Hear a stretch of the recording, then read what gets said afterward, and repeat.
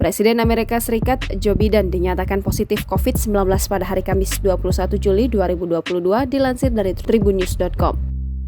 Sekretaris Pers Gedung Putih Karine Jean-Pierre mengatakan Biden mengalami gejala ringan. Dikatakan Biden telah mulai mengonsumsi Paxlovid, obat antivirus yang dirancang untuk mengurangi keparahan penyakit.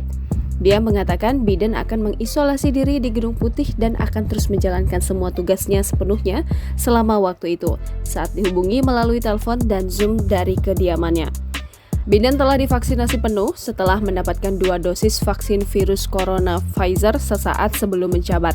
Sementara suntikan booster pertama diberikan pada September dan dosis tambahan 30 Maret.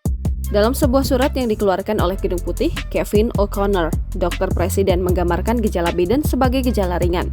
O'Connor mencatat bahwa dia mengantisipasi tubuh akan merespon dengan baik ketika diberikan Paxlovid. Dengan obat itu, pasien dapat terlindungi secara maksimal. Ibu negara Jill Biden telah dites negatif menurut kantornya. Jill Biden berada di Detroit untuk menghadiri sebuah acara di sekolah setempat. Sebelum acara dimulai, Biden sempat menyampaikan berita tentang suaminya yang dinyatakan positif COVID-19. Presiden dijadwalkan untuk menyampaikan pidato tentang kekerasan senjata di Pennsylvania pada hari Kamis. Perjalanan itu telah dibatalkan dan dia diharapkan untuk tinggal di rumahnya di Wilmington, Delaware selama akhir pekan. Meskipun ini adalah serangan virus corona pertama Biden, banyak anggota pemerintahannya telah tertular virus tersebut.